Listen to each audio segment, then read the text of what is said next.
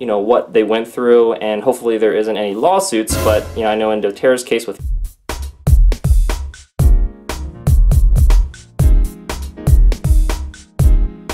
Hey, this is Lance McGowan, and today I'm going to cover how an ex-doTERRA sales executive left and helped to co-found Amare Global. But before I get into that, I wanted to talk about a woman who slid into my DM who was, kind of helping me with a business opportunity potentially, or maybe some products with Amare Global. And this actually happened, not too long ago, but I just wanted to share that with you. And then I'm going to cover some details about Amare Global and basically the sales executive that left. Alright, so this is on my Instagram account, and she basically sent me a direct message and said, "Hi Lance, how's it going? What are you up to these days?" Well, YouTube. Okay, helping the peoples. Yeah. She says, after GSG Life ended, which stands for Green Smoothie Girl Life, it was a network marketing company that we were both part of, and it went out of business. She says, it took a while for me to figure out the direction I was going. I became an affiliate for several companies, just doing my own thing. She says, last September I was introduced to a brand new mental wellness company. It's all about connecting the brain and the second brain, the gut. That's right. Yeah, your small intestines basically has a lot of neurotransmitters, and it's really important to have healthy gut health so you have healthy overall health as well. But anyways, and she says the gut-brain axis is what it's called. I went to pre-launch, and after having my own experience with the supplements, I started sharing in the end of January. So this goes to show that when you're part of one network marketing company, whether the company does well or goes out of business, it gives you opportunity to see if you want to continue to be a part of that industry or not. And for her, she definitely was, and she's found a company that she wants to go with, and that's great. And for me, I stuck with the company that I'm with right now, and it's great too. And so some people choose to do whatever they want, but at the end of the day, I always say it should be up to you on what you want to do. You shouldn't blame your upline. It's really important to find a person, product, and company that you know, like, and trust enough to make a purchasing decision with and continue to use as a customer or business builder. But anyway, she says here, my sadness subsided, my anxious feelings decreased immensely, and I started sharing about Amare with my followers, friends, and family. I watched amazing things happen, and my income has greatly increased as well. So she threw in the money part. Okay. So she's talking about the health side and the money part, which is, two sides of a coin, in which maybe somebody will be interested in potentially.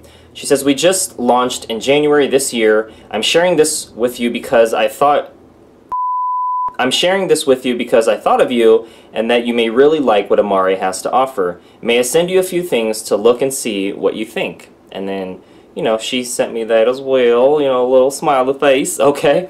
I responded with, hello, that's good to hear, I'm doing well, I'm working with a couple other companies for my supplement needs and business, but I appreciate the offer. And then she said, good luck to you. And that was it. She didn't try to hard sell me, she didn't try to soft sell me, she didn't try to push the issue, that was it. And that's cool. Some people kind of see the signs and they're able to be like, okay, I know where he stands, boom. And for me, it's important to have enough fortitude or resolve to be able to speak honestly and just be transparent with people with the truth. I didn't say what company I'm with. She didn't ask what company I was with. She was more basically trying to either present the idea of being a customer maybe, or maybe the business side, and so it kind of depends. But you don't try, you don't get. You don't ask, you don't get, and I definitely commend her for doing so. And so now when it comes to Amare Global and how they got started, there is some information on that because a previous doTERRA sales executive left to help co-found Amare Global, and I just want to cover a little bit of who Amare is, and then a little bit of his story, and then my interactions with this sales executive as well. And so the mission of Amare Global is to create a holistic mental wellness platform that connects a purpose-driven community of passionate people. So the core values are love, integrity, innovation, service, and humility. And the vision is leading the global mental wellness revolution. And this is very important because, as an entrepreneur, I know Gary Vee talks about this, there are so many entrepreneurs that are solopreneurs. They're not, they don't have a team to surround themselves with, or they're doing life alone. They're not, they may be making money or they may not be. Their health may be good or it may not be. And what about their relationships with their spouse or themselves? Are they loving themselves? Are they taking care of themselves? What about their friends and family? Are they supportive or are they not? All this can be stressful, or it can be a source of joy and happiness, or even contentment. And it's important to think about mental wellness, and I think about this a lot. That's why I wrote my book, The 30-Day Guide to Reducing Stress at Work. and why mental wellness is very important to me. And there's a company, a network marketing company, that's specifically focused on that area. Now, the company I'm with focuses on mental wellness as well, in the form of, focus, mental clarity, reducing stress, reducing anxious feelings, reducing sadness, and it's just one part of how they offer value to folks in the form of supplements. But a company that specializes in this is also good to know about as well, just so you kind of know what's out there. And so Amare means to love, and love is the universal language. In order to truly love others, Amare believes you must first start by loving yourself. That's very important and very true. So their vision at Amare is to lead the global mental wellness revolution by inspiring them to see the world differently. They believe you will have the desire to live an extraordinary life in doing so. And so the foundation of this vision comes from their founder and CEO, Hip Tran.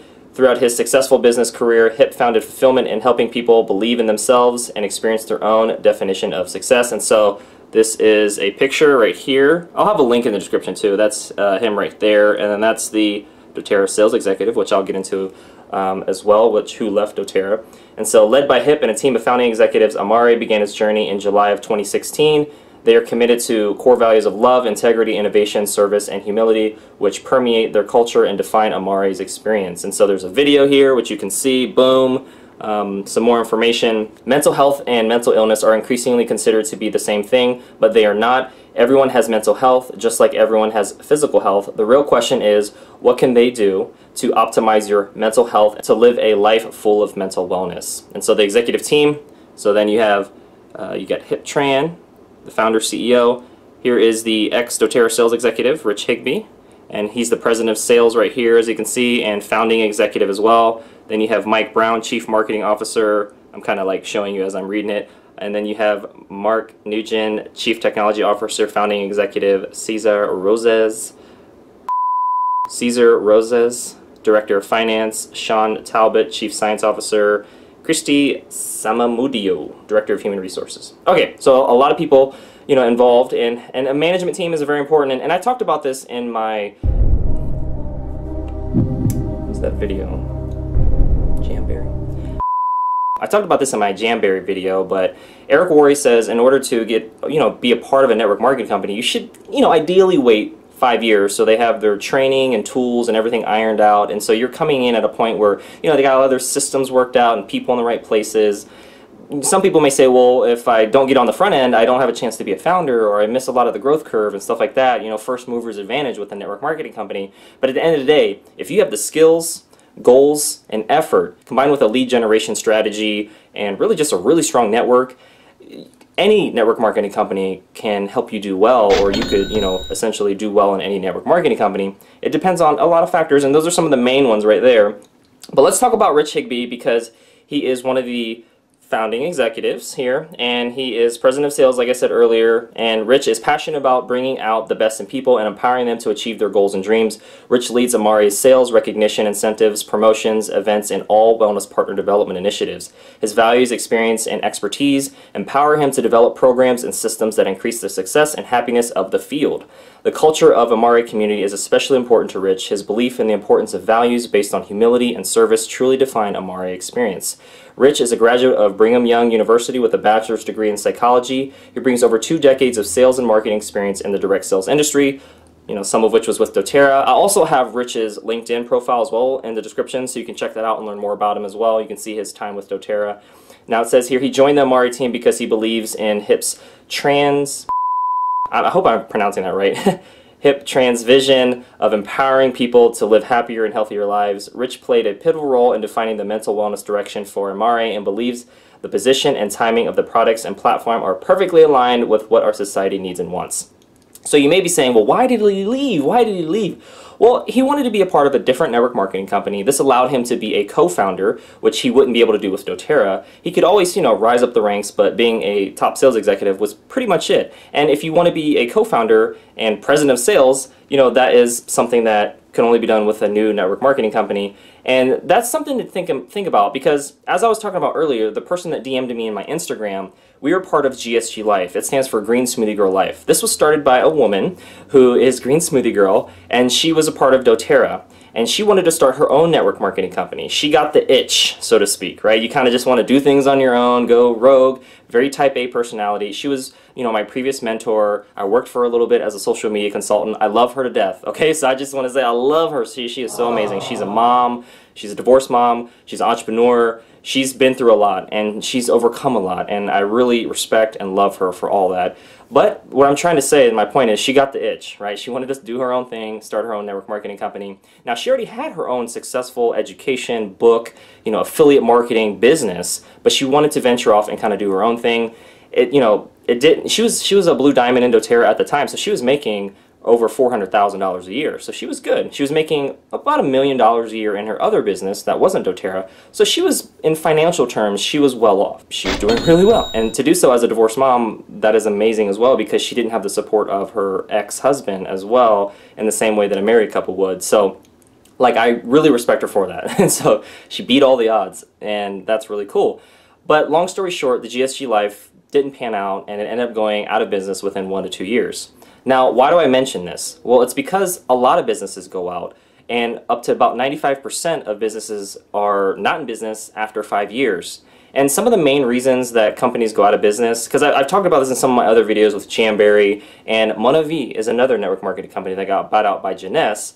And so, but some of the main reasons from the E-Myth Revisited book that I've read, so one main reason is because they don't know how to scale. So it's okay if you get 1 customer order a day, but what happens if you get 1,000? And then the next day, what happens when you get 10,000? And then the next day, what happens if you get 100,000?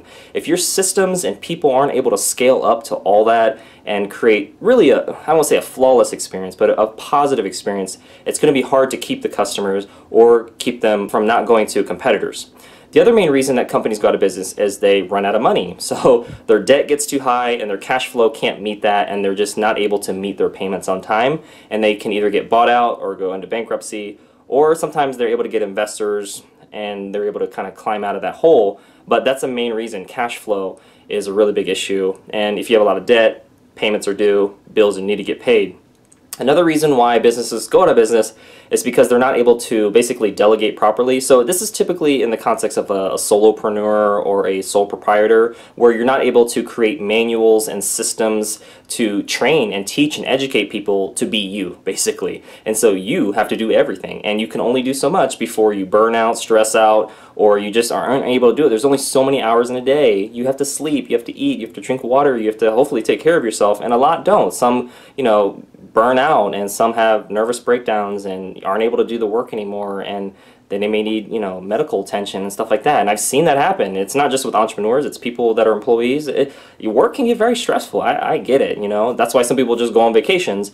But it's important to know that stress is not, you know, you can't prevent stress, you can just manage it better, and that's the best you can do. But those are 3 main reasons a business can go out of business. And some of the other things that I talked about in my Jamberry video is that, well, they had issues with funding, right, potentially. We don't know the full story, but in that article, that was probably either cash flow or too much debt. They ended up getting bought out by another company.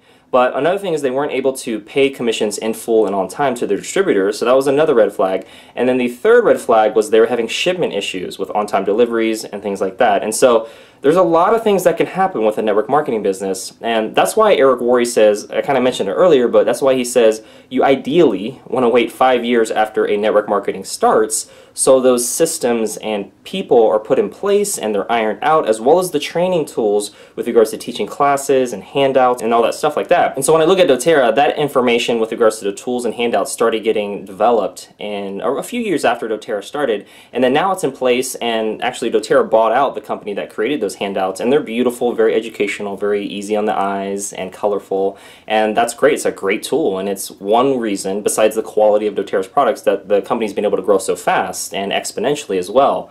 And that is something to keep in mind. Now, does that mean you don't join a network marketing company because they just started last year or just started last month? No, but it's things that need to be considered, right? What does the management team look like? How much debt does the company have? What's their cash flow look like? Are they able to pay, you know, distributors on time and in full? What about their shipment? Is it on time with little to no system issues? Or, you know, so a company as it grows, it's going to have problems, right? But are they, you know, keeping in mind factors that affect network marketing companies and factors that affect the reason why businesses fail mainly? And so these are all things to consider, and the problem is that none of that is typically considered on the front end. We're making decisions based on emotion, right? We're like, ooh, I like that person, I'm gonna join his company, right? And that's cool, But when problems happened later down the line, it's maybe like, I mean, Jamberry was in business for about 8 years. And so that shows, hey, they passed the 5-year mark. What's up, Lance? Huh? You know, hey. It's just like any company could potentially go out of business. That's why it's also important to diversify your income streams. And the average millionaire has roughly 7 streams of income. And you can build those up over time, or you can have a side hustle or part-time business as you have your full-time business or employer or whatever it is.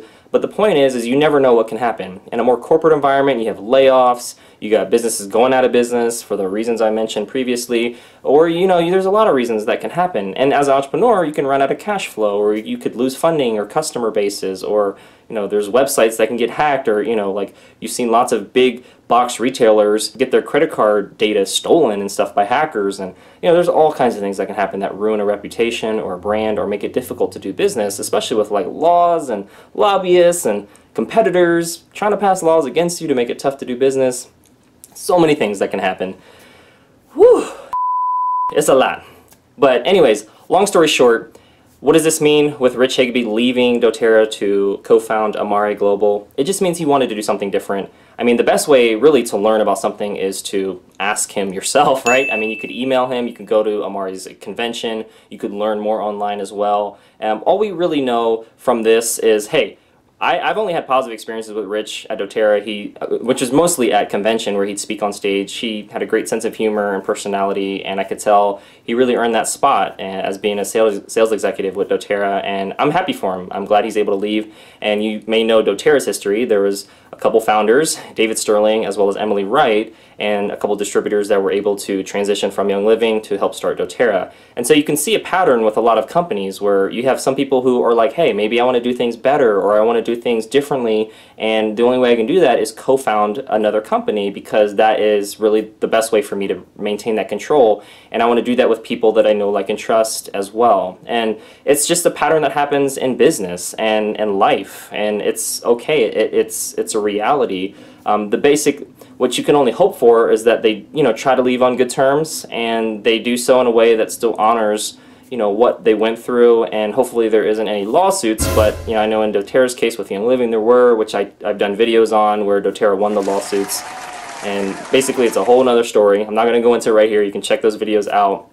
But the point is people gain experiences from companies, they leave companies, they sometimes co-found other companies or join other companies as either employees, or you may want to do your own thing as an entrepreneur or part-time entrepreneur or intrapreneur, where you're working for a company but you have entrepreneur-like tendencies and abilities and responsibilities and stuff like that. So lots of options out there.